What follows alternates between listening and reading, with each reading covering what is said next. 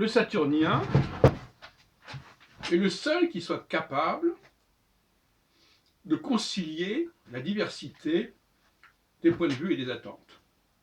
Ce n'est pas le cas du jupitérien. Saturne a une vitesse de révolution, un cycle plus long, beaucoup plus long, 2,5 fois plus long que celui de Jupiter. Et donc il a une capacité d'englober beaucoup plus grande. Et en plus, il a des périodes qui sont plus longues. Et donc il voit à plus long terme. Il permet de faire passer des choses à plus long terme.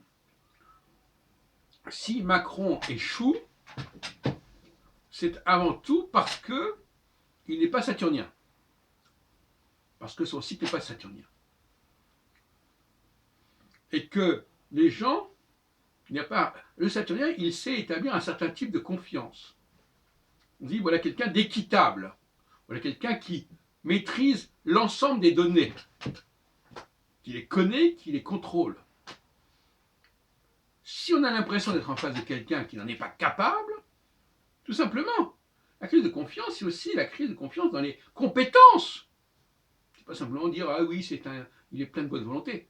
Il n'en est pas capable, ni au niveau français, ni au niveau européen. Il n'a pas su non plus maîtriser l'ensemble des synergies qui pourraient exister en Europe, en Union européenne. Donc c'est un personnage qui s'est cru saturnien,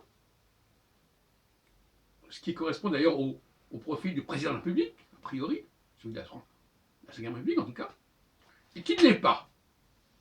D'où une déception. Alors il aurait pu évidemment prendre un Premier ministre saturnien, je ne sais pas, qui aurait pu éventuellement équilibrer cela.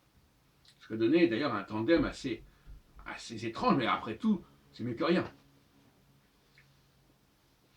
Alors, est-ce que les autres présidents publics précédents étaient plus saturniens? C'était certainement le cas de De Gaulle jusqu'à un certain point, probablement celui de Mitterrand. Enfin, vous voyez une typologie, c'est pas compliqué. Président public saturnien ou jupitérien. Voilà. Donc c'est pas compliqué. Et ça peut se déterminer par la cyclicité qui n'est pas la même. Alors cette cyclicité, elle est marquée par une alternance de phases qui sont parfaitement définies, et donc on voit bien dans quel cadre, dans quel système une personne s'inscrit. S'il est temps de, ce qu'on appelle le temps de chesed, les temps d'ouverture, en astrologie on va parler de quadrature, c'est-à-dire de tournant, on sort de la ligne droite et on fait un écart, c'est ça. Alors il y a des moments effectivement où on peut lâcher prise. La rigueur n'est pas la ligne absolue en permanence, même pour un saturnien. Et justement, là aussi, il y a une graine d'équité. L'équité, c'est-à-dire qu'il y a un temps pour chaque chose, comme dirait l'Ecclésiaste. Il y a un temps où il faut être rigoureux, et il faut faire passer le message de rigueur. Il y a un temps où il faut faire accepter par l'Union européenne, par les Français, une certaine tolérance au niveau des écarts, parce que y a une dimension de miséricorde, comme dirait la Kabbale à propos de la Séphira